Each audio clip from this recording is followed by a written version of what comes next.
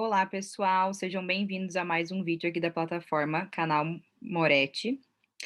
No canal são apresentados assuntos referentes à engenharia agrícola. Meu nome é Ananda Dzessiol Martins, estudo agronomia na UFPR e hoje trago para vocês esse vídeo referente ao balanço hídrico de continentes. Primeiramente, é importante a gente entender o que significa o balanço hídrico, né? Então, o balanço hídrico seria um balanço realmente, então uma conta bem tranquila em relação a tudo que entra de água e tudo que sai de um sistema.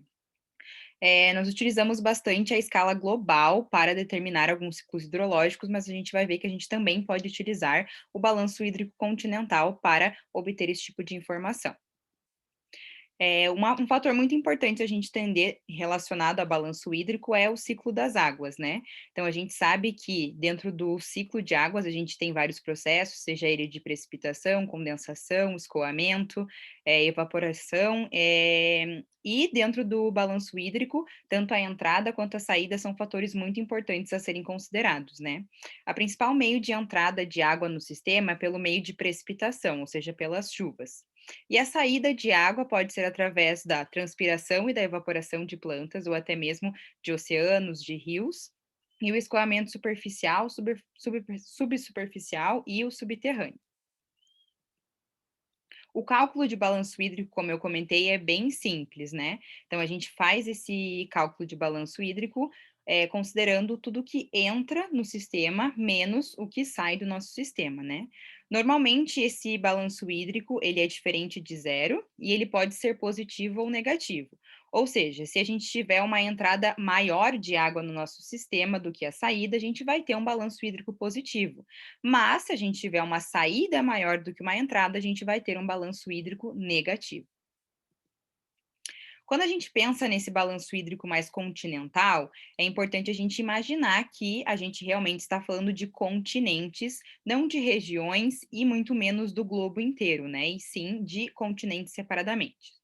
A água nos continentes normalmente é encontrada em formatos de rios, lagos, até mesmo no solo, nos lençóis freáticos. Em alguns continentes em que a gente sabe que possui gelo, pode ser encontrado também em capas de gelo e geleiras, o que não acontece aqui no Brasil, né? Mas acontece na América do Sul.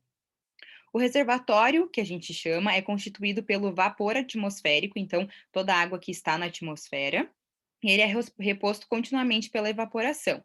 Então, evapora a água do nosso sistema, fica no formato de vapor atmosférico e o retorno disso ocorre pela precipitação. E essa é a única fonte renovável de água doce na superfície, né? A precipitação. O balanço hídrico continental, apesar de ele ser macro, dele ser muito grande, considerar vários fatores, quando comparado com o global, ele acaba sendo menor, né? A gente pode também contabilizar o balanço hídrico de cada continente, informação importante para determinar os ciclos hidrológicos regionais, né? Então, quando a gente considera os continentes separadamente, a gente pode obter essa informação de balanço hídrico. E isso também é importante, como o global, o continental também é, para determinar esses ciclos hidrológicos regionais. E a gente consegue obter várias informações a partir disso, seja de clima, ou até mesmo de precipitações, né? O que é bem um fator bem importante quando a gente quer comparar e esperar a chuva, né? Então, esses ciclos hidrológicos e o entendimento disso de uma maneira regional e continental é muito importante.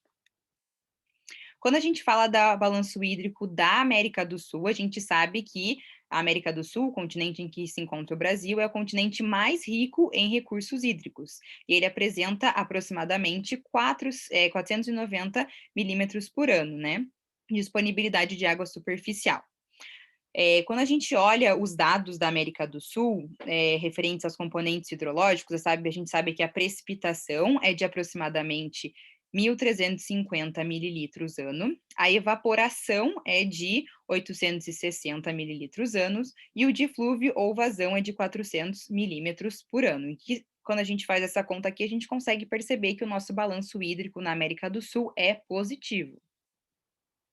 Quando a gente olha um pouquinho mais para o Brasil, a gente consegue ver também que a gente também tem precipitações muito elevadas aqui, né? Então, 1.496 milímetros por ano, que equivale bastante com a média da América do Sul, né? A gente tem uma evapotranspiração de 997 milímetros ano, que pode ser feita pela transpiração ou evaporação das plantas, e até mesmo de alguns lagos e rios. E também a gente tem a água superficial, que está disponível para o nosso uso, né? Que representa ali uma quantidade de 499 milímetros ano. Eu espero que vocês tenham entendido um pouco mais em relação a esse balanço hídrico continental, né? A importância dele. E obrigada a atenção de todos, bons estudos.